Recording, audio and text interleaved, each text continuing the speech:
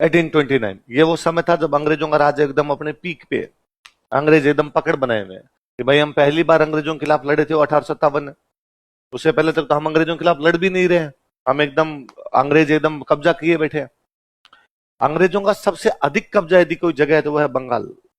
वो कौन सी जगह है? अंग्रेजों ने बेसिकली वहां वहां कब्जे किए थे जहां पे पानी था, जहां पे पानी का मतलब समुद्र, समुद्र के आसपास कब्जे किए थे अंग्रेजों ने शुरू में। क्यों? क्योंकि उनको व्यापार करना है, व्यापार का रास्ता कौन सा होता था? समुद्र। तो उन्होंने वहां कब्जे किए। जैसे उनका सबसे बड़ा सेंटर था कैलकाटा, उनका एक और बड़ा सेंटर था मद्रास, उनका एक और बड़ा सेंटर था बॉम्बे। तीन बड़े सेंटर है, तीनों देख लो पानी के पास, मद्रास, कलकत्ता, बॉम्बे। तो पहले उन्होंने इस पे कब्जा किया, साउथ इंडिया पे, ये थोड़ा वेस्टर्न कोस्ट जो है इस पे, उधर जो पूरा ईस्टर्न कोस्ट है उसके ऊपर। और कलकत्ता उनका सबसे बड़ा अड्डा था कि सबसे अधिक रुपए यदि कहीं से मिल रहे थे तो कहां से मिल रहे थे? कलकत्ता।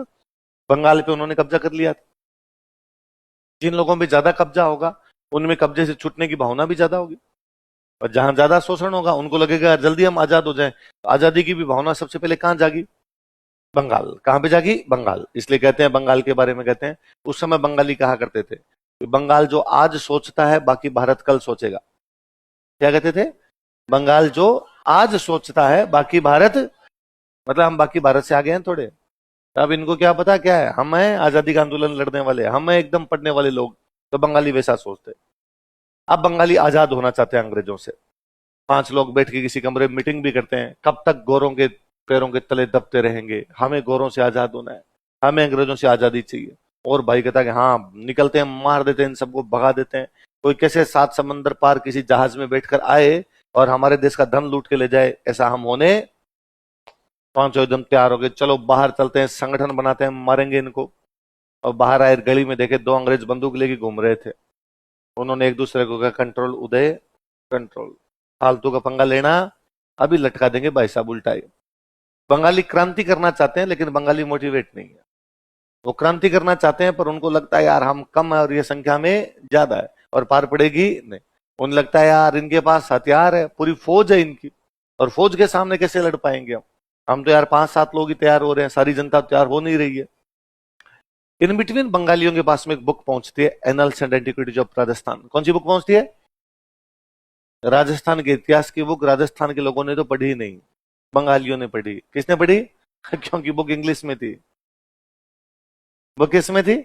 अपने इंग्लिश थी नहीं, इंग्लिश थी बंगाल में, क्योंकि इंग्लिश वहां थी जहां अंग्रेजों का राज था। अपने अंग्रेजों का राज था नहीं तो अपने इंग्लिश भी नहीं थी। बंगाल में भी अंग्रेजों का राज था और बहुत तेज, मतलब बहुत वैसा था, एकदम ज्यादा था वहां पे, तो वहां अंग्रेजी भी सबसे अच्छी थी। तो बंगालियों को इंग्लिश बहुत अच्छी आती थी। बंगालियों ने अपनी बुक पढ़ी। इस बुक को पढ़ के बंगालियों को लगा इसमें अपने कहानियां थी, इसमें अपने राजस्थान की बातें थी। अब एक मंदिर है, टोड लिखता है कि मंदिर है, मंदिर को तोड़ने के लिए एक बाहर से सेना आई। उस गांव के 50 लड़के इकट्ठे होके गए, सामने से 500 आए थे, भिड़ गए उनसे जाके। वो 50 तो मर गए पर सामने वालों के उन्होंने 200 मार दिए, और 200 मारे तो बाकी 300 भाग गए। मंदिर बचा लिया गया। और उन 50 वीरों की याद में आज भी वहां मेला बढ़ता है, उन 50 वीरों के वहां पे पत्थर लगाए गए। इस प्रकार की कोई बातें वो लिखता है।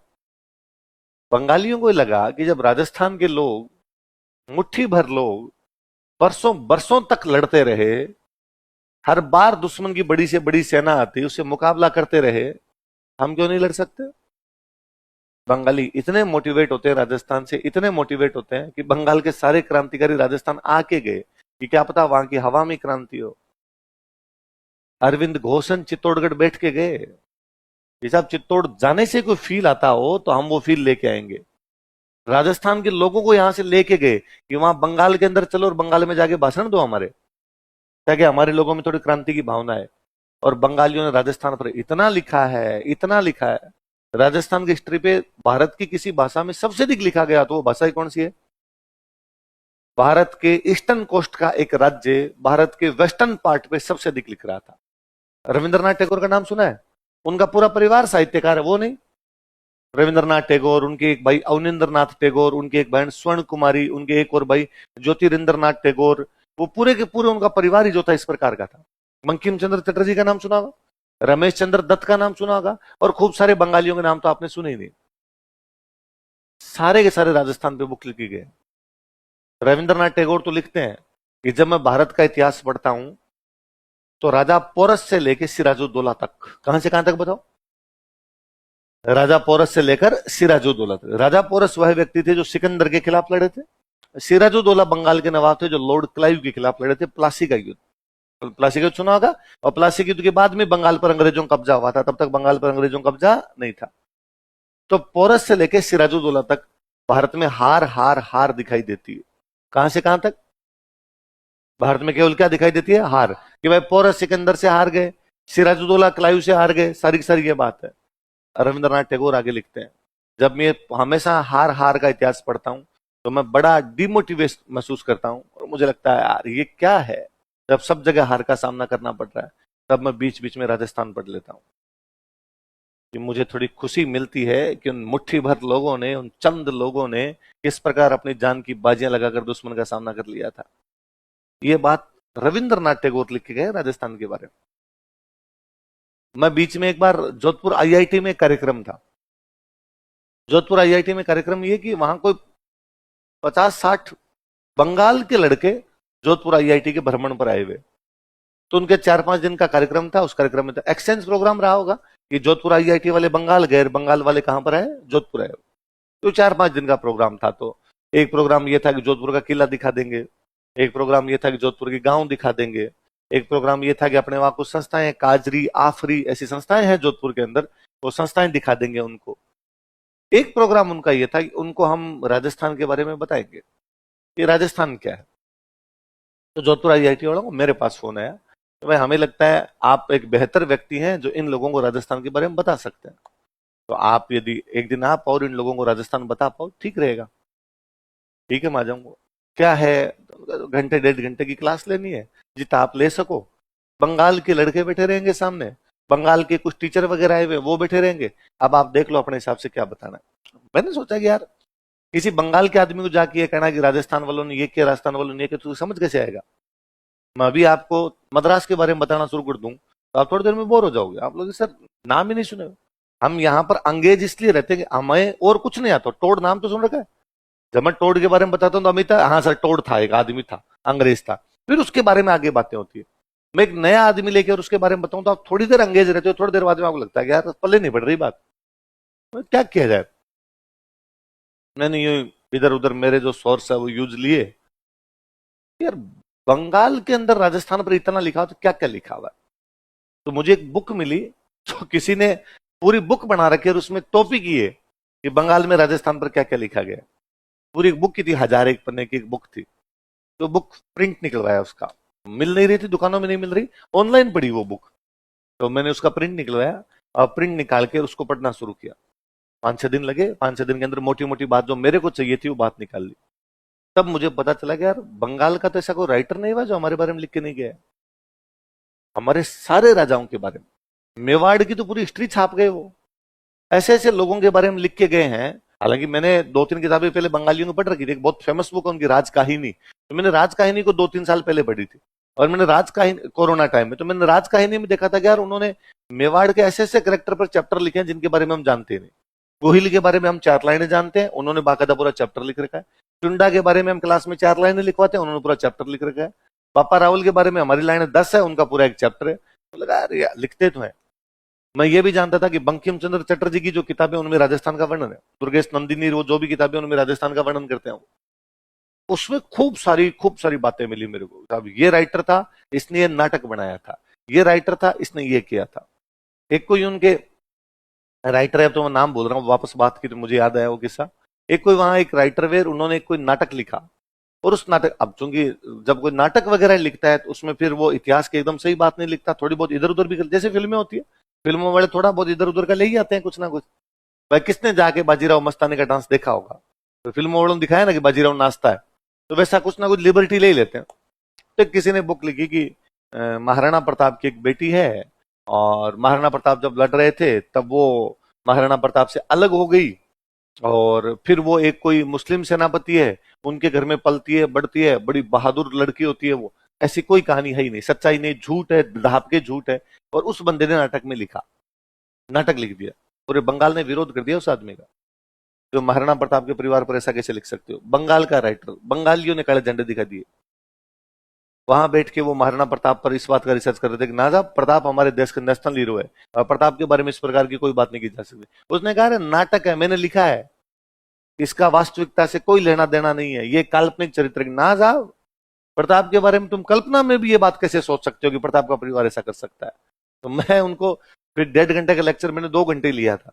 तो फिर मैंने उनके राइटर्स बोलने शुरू किए। बंगालियों को पढ़ने का खूब शौक होता है। फिर मैंने वहीं से शुरू किया कि भाई तुम तुम्हारे गिरीश चंद्र को जानते हो? तो हाँ, गिरीश चंद्र को तो हम जानते हैं। मैंने उनकी 1-2 बुक्स का नाम लिया। उस बुक्स के अंदर वो जो कैरेक्टर वो हमारे राजस्थान के, वो इनके बारे में लिखा। किसी दूसरे राइटर का नाम लिया कि वो जो तुमने यदि आप में से किसी ने वो उपन्यास पढ़ा हो या उनका नाम सुना होगा, हाँ, उसके अंदर वो जो कहानी है वो हमारे राजस्थान की। तो मैं 2 घंटे लेक्चर जब समाप्त हुआ तो खूब सारे लोग आके मिले मेरे से, उन्होंने अरे सर कई बातें बता दी आपने। पर मैं खुद तब पढ़ के इतना वो था कि यार कितना कुछ लिख के गए वो हमारे राजस्थान पे, हम एक्सप्लोर कर ही नहीं पाए, हम उन चीजों को पढ़ ही नहीं पाए। ये सब क्यों लिख पाए? क्योंकि एक आदमी ने पूरी दुनिया को हमारा इतिहास बताया, टोड। जेम्स टोड पूजा योग्य व्यक्ति है। उसके इतिहास में गलतियां हैं, 100 गलतियां होगी। मैं यदि आज स्कॉटलैंड का इतिहास लिखूंगा ना तो मैं भी गलतियां करूंगा, क्योंकि मैं स्कॉटलैंड की न तो भाषा जानता हूं ना स्कॉटलैंड की कल्चर जानता हूं। उसके बावजूद एक 7 समंदर पार से आया हुआ व्यक्ति हमारे प्रति कितना सदहृदय हो गया होगा, यहीं पर बसने के लिए तैयार हो गया था। कितना सदहृदय हो गया होगा, यहां से जाने के बावजूद जब एक महिला उसको ले जाकर हमारी पेंटिंग दे देती है, वो भाव विभोर होता है, उस पेंटिंग को अपना बुक का कवर बना देता है, उस महिला को बुक डेडिकेट करता है, कहता है उसको तुम राजस्थान नहीं गई, मेरे लिए राजस्थान लेकर आई हो। और इतना मानता था वो व्यक्ति राजस्थान को।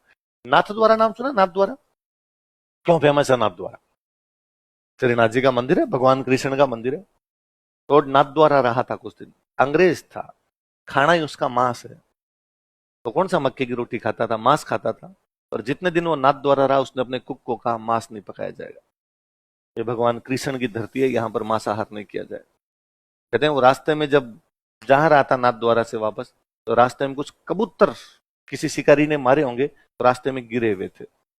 तो अपने साथ वालों को कहता है कि जमीन खोद के इन कबूतरों को जमीन में गाड़ दो, क्योंकि इस रास्ते से भगवान कृष्ण के दर्शन करने वाले जाते होंगे, वो एक दिन मरे हुए कबूतरों को देखेंगे तो भी उनकी भावनाएं आहत हो जाएगी। वो बूंदी रहा था बहुत दिन तक। बूंदी के राजा के साथ बहुत अच्छी दोस्ती थी। बूंदी के राजा थे बिशन सिंह, क्या नाम था?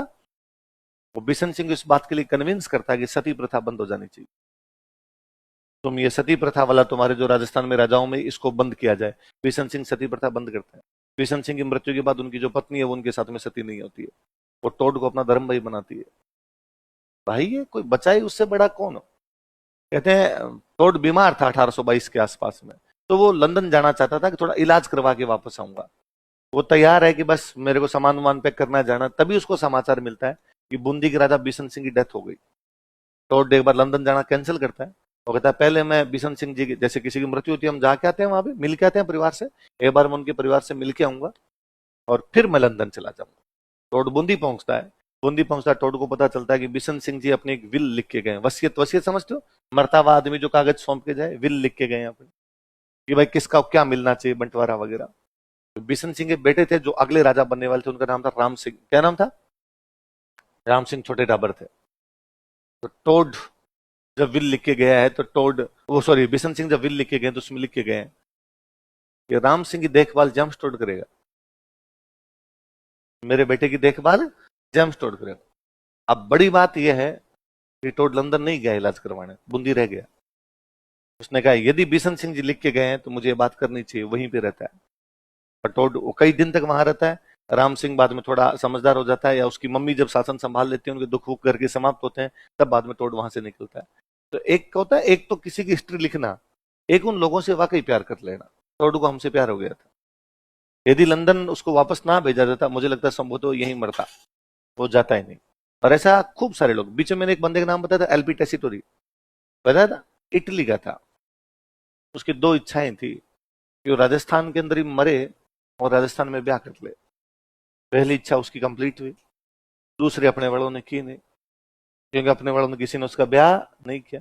उल्टा अपने बड़ों ने उसको ये जरूर कहा कि भाई ना, हम हमारी बाई तो तेरे को देंगे नहीं, तेरे बहन हो तो हमारे किसी प्रकार की कोई दिक्कत है। अपने वालों को लगता था यार इटली की लड़की आएगी, अगली पीढ़ी तो सुधरेगी कम से कम, दूसरी भाषा बोलेगी, रंग दूसरा होगा, कई चीजें सोची होगी अपने वालों ने।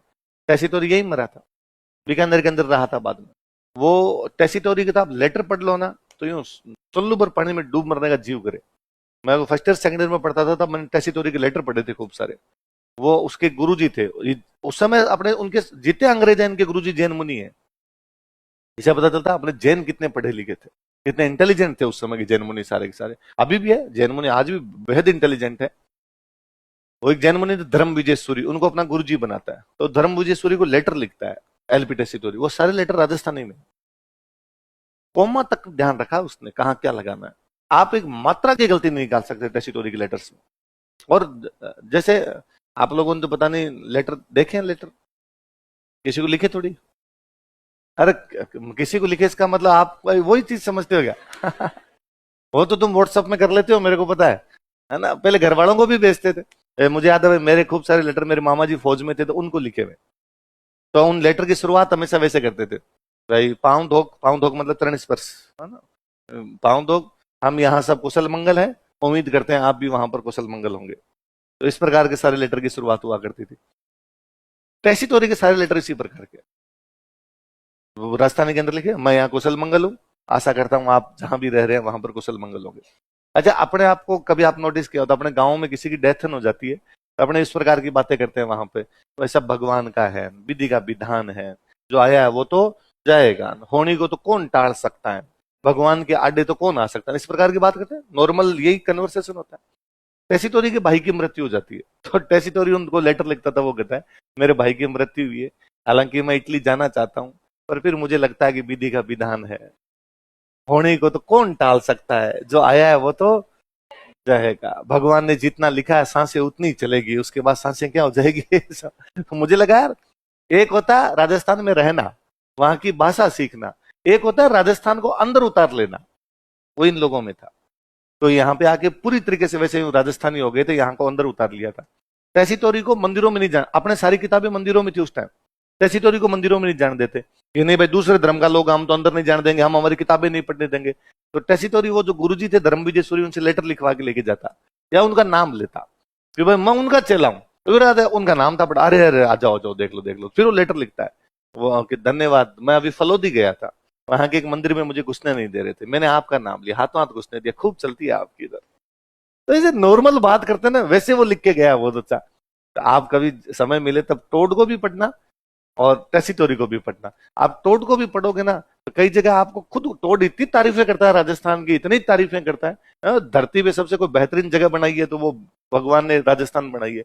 आपको कई जगह तो आपको लगता है देखे ज्यादा कर दिया, देख इतना भी नहीं है, हम इधर ही रहते हैं। पर वो आदमी वाकई हमारे प्रति वैसा हो गया था कि अरे यार ये क्या लोग हैं। तो कभी किसी व्यक्ति को, इतनी दूर से आए हुए व्यक्ति को यूं प्यार हो जाए, उसका उदाहरण टोड है। और खूब सारे गोरे, जबकि हकीकत यह है कि राजस्थान में अंग्रेजों का राज ही नहीं था, राजस्थान में अंग्रेज थे ही नहीं, बहुत कम से अंग्रेज आए थे यहाँ पे। ऐसे टोड आ गया पॉलिटिकल एजेंट बन के, फिर उसका बेचारे का जाने का जीव ही नहीं किया, अंग्रेजों ने जबरदस्ती ठेला उसको, भाग यहाँ से। अच्छा, वहां जाने के बाद भी टोड जब लंदन चला गया, 2 किताबें छोड़ो, उसने अपने खूब सारे एक एक राजा पर वहां रिसर्च पेपर पब्लिश किए। हम आगे एक चौहानों में राजा पढ़ेंगे, पृथ्वीराज सेकंड। कौन पढ़ेंगे? ज्यादातर लोग पृथ्वीराज थर्ड को जानते हैं, जो पृथ्वीराज चौहान जो तराइन के युद्ध लड़ता है, नाम सुना होगा, वो पृथ्वीराज थर्ड है। पृथ्वीराज सेकंड की ज्यादा बातें हैं नहीं। टोड वह आदमी है इसने लंदन जाते ही पहला जो पेपर पब्लिश किया वो पृथ्वीराज सेकंड पे किया, कि पृथ्वीराज सेकंड नाम का एक राजा हुआ था और उसने क्या क्या बातें की थी। तो टोड की चीजें खूब सारी चीजें बताती। आप देख लो टोड कितना महत्वपूर्ण है। आज भी आप राजस्थान की किसी हिस्ट्री की बुक उठा के पढ़िए, जो भी इतिहासकार लिखेगा वो ये लिखेगा, या तो लिखेगा टोड ने ऐसा कहा था, या लिखेगा टोड ने गलत कहा था। या तो आप टोड से स्वीकार करोगे, या तो आप टोड से सहमत हो, या आप टोड से असहमत हो। आप टोड को इग्नोर नहीं कर सकते। बिना टोड के आप राजस्थान में कुछ ही नहीं लिख सकते। तो टोड खूब सारी बातें लिखे गया था। मतलब अपने बहुत अच्छे हिस्टोरियन में गौरी शंकर हीराचंद ओझा, नाम सुना? उन्होंने केवल टोड पे बुक लिखी, जेम्स टोड का जीवन चरित्र, कि जेम्स टोड अपने राजस्थान के अंदर क्या क्या करके गया था, किस किस प्रकार से रहा था। और वो एक बड़ा अच्छा उसका इंसिडेंट है। वो जब यहाँ उदयपुर से रवाना होता है तो राजा उसके साथ में कुछ लोग भेजते हैं कि भाई बीच में रास्ते के अंदर टोड कहता है, पाली में बीजापुर नाम की जगह, बीजापुर के आसपास वो नाइट स्टे करते हैं कहीं पर, जंगल के आसपास कहीं पे। तो टोड कहता है कि मैंने जो मेरे साथ लोग आए थे सैनिक के रूप में, जब मैं वहां पहुंच गया तो मैंने उनको कहा कि थैंक यू, आप लोगों ने यहां तक मेरा साथ दिया, अब आप जाइए, मैं रात को यहां रुकूंगा और कल सुबह यहां से मेरी यात्रा प्रारंभ कर दूंगा। टोड कहता है वो सर्दी के दिन थे, मैं अंदर जाके सो गया जहां मेरी सोने की व्यवस्था की गई थी। सुबह जब मैं जल्दी उठा तो मैंने देखा कि जहां मैं सोया तो उससे कुछ दूर कुछ जो लोग थे वो आग तप रहे थे। ये लोग कौन है? मैंने जाकर देखा तो वही लोग थे जो रात को मेरे साथ में आए थे या कल मेरे साथ में आए थे। मैंने कहा कि जब मैंने आपको कह दिया था चले जाओ तो आप रात को रुके क्यों? और रुके तो आप बता देते, सोने की व्यवस्था हो जाती। उन लोगों ने कहा कि साहब आपने हमारे लिए बहुत कुछ किया है, हम रात को जंगल में अकेला छोड़ के नहीं जाना चाहते थे, क्या पता कोई जानवर आ जाए आपको किसी प्रकार का नुकसान पहुंचा जाए। लॉर्ड अपनी बुक में लिखता है, उस दिन उस इंसिडेंट को लिख के लिखता है, कौन कहता है काले लोग एहसान फरामोश होते हैं। अंग्रेज ऐसा कहा करते थे कि जो भारत के लोग हैं काले लोग हैं वो हमारे प्रति अच्छा सोचते नहीं है। तो वो टोड उस दिन लिखता है, कौन कहता है भारत के लोग एहसान फरामोश होते हैं। कुछ लोगों ने रात को इसलिए जानवरों के बीच में रहना पसंद कर लिया कि उनके बारे में थोड़ी सी अच्छी बातें सोचता हूं। भीलवाड़ा के व्यापारी टोड से इतने इंप्रेस थे कि उन्होंने कहा था भीलवाड़ा का नाम टोड के नाम पर कर दिया जाए। क्योंकि जिन दिनों में मराठे लूटपाट कर रहे थे व्यापारी सारे इधर के उधर चले गए थे, टोड ने आगे व्यवस्था को बड़ा मैनेज किया था। मराठों की लूटपाट रोकी थी, व्यापारियों को वापस बसाया था। राजा को कहा था टैक्स कम किए जाए ताकि व्यापारी वापस आएंगे। उदयपुर के राजा का टैक्स कम करवा दी और सारे के सारे व्यापारियों को वापस बुलाया। व्यापारी बड़े राजी थे। तो टोड को कहा गया एक और, मैं कहा कोटा के आसपास में, कहा मेवाड़ में कोटा की बाउंड्री पे तो एक ब्रिज बनाया गया था। टोड को वापस कहा कि इस ब्रिज का नाम तेरे नाम पर कर देते हैं। टोड कहता ना, मेवाड़ के महाराणा के नाम पे किया जाए, मेरे नाम पे। फाइनली फिर मेवाड़ के महाराणा ने अजमेर में अपने एक जगह थी बरसावाड़ा, क्या नाम था उसका, नाम चेंज करके किया टोडगढ़। यार उसको आदमी कुछ तो ट्रिब्यूट किया जाए, वो जब इतना कुछ करके गया तो कुछ तो उसके नाम पर हो। इसलिए अजमेर में आज भी उस जगह का नाम क्या है? टोडगढ़, जबकि उसका ओरिजिनल नाम है बरसावाड़ा। क्या नाम है? पर महाराणा भीम सिंह ने कहा कि नहीं यार, हम इतने वो कृतघ्न थोड़ी हो सकते हैं कि कोई व्यक्ति हमारे लिए इतना करे और हम उस व्यक्ति के बारे में कुछ भी ना करें।